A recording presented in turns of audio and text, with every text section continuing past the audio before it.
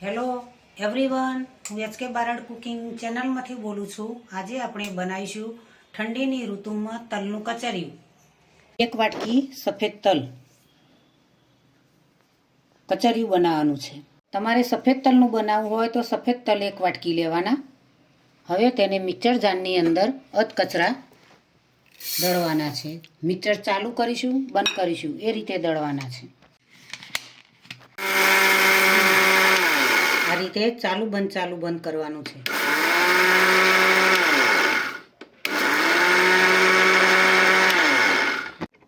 દળવાના છે, તમે જોઈ શકો છો। વધારે એકદમ ઝીણા કરવાના નથી, અધકચરા રાખવાના છે। 1 ચમચી સૂંઠ પાવડર, 1 ચમચી ગંઠોળા પાવડર, ટોપરાની છીણ એડ કરીશું। ટોપરાની છીણ 4 ચમચી એડ કરી। તલ લીધા હતા તે પ્રમાણે 1 વાટકી ગોળ લેવાનો છે। હવે તેને મિક્સર જારની અંદર ક્રશ કરવાનું। 4 ચમચી તલનું તેલ એડ કરીશું। હવે તેને મિક્સર જારની અંદર ક્રશ કરી દઈશું।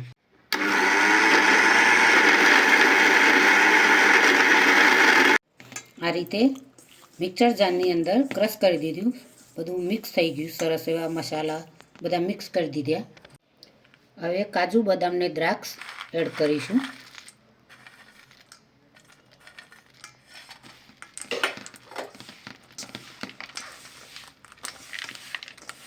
જેવું ગાણીમાં જ મળે છે તેવું કચરિયું તમે મિત્રો ઘરે બનાવી શકો છો।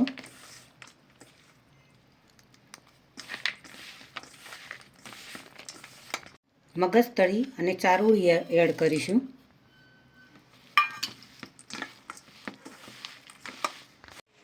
ખસખસ એડ કરીશું।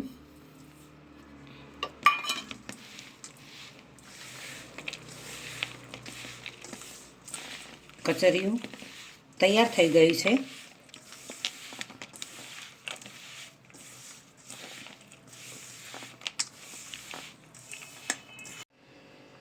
ખારેક દળીને તૈયાર કરી છે, ખારેકનો ભૂકો એડ કરીશું।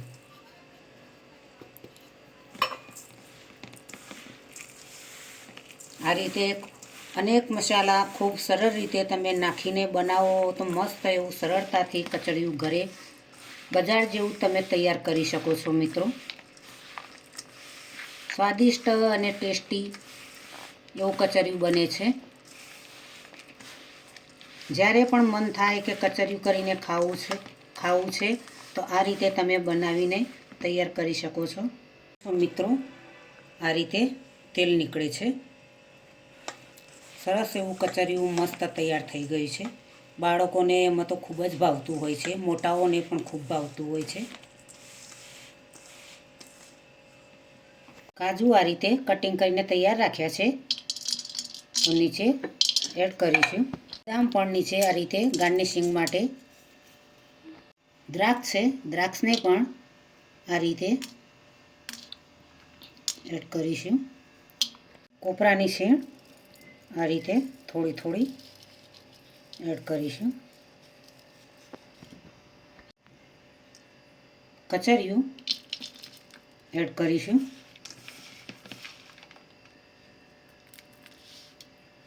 આ રીતે દબાવતા જઈશું।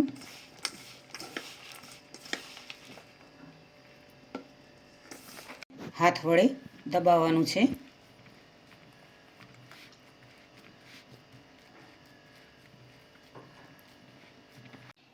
આજની રેસીપી મારી તૈયાર થઈ ગઈ છે મિત્રો, તમે જોઈ શકો છો।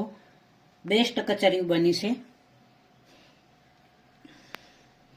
મસાલોથી ભરપૂર કચરિયું બનાવ્યું છે। ઠંડીની સિઝનમાં કચરિયું ખાવાની ખૂબ જ મજા આવે। શરીરમાં સારી એવી તાકાત આવતી હોય છે સ્વાદિષ્ટ મસાલાવાળું કચરિયું ખાવાથી। બજારમાં ગાણીમાં મળતું હોય છે તેવું જ કચરિયું તમે ઓછા સમયમાં અને ઘરની ચીજોથી ઘરે બનાવી શકો છો મિત્રો।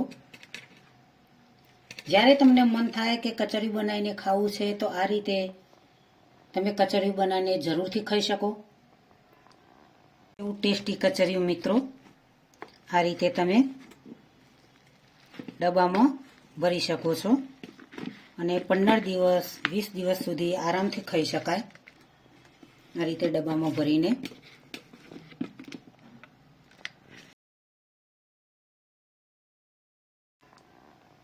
મારી રેસીપી તમને જરૂરથી ગમી હશે તો તમારા મિત્રો સુધી મારી રેસીપીને પહોંચતી કરજો। મારી ચેનલને સબસ્ક્રાઈબ કરજો, મારા વિડીયોને લાઈક કરજો, શેર કરજો, બને તો કમેન્ટ કરજો।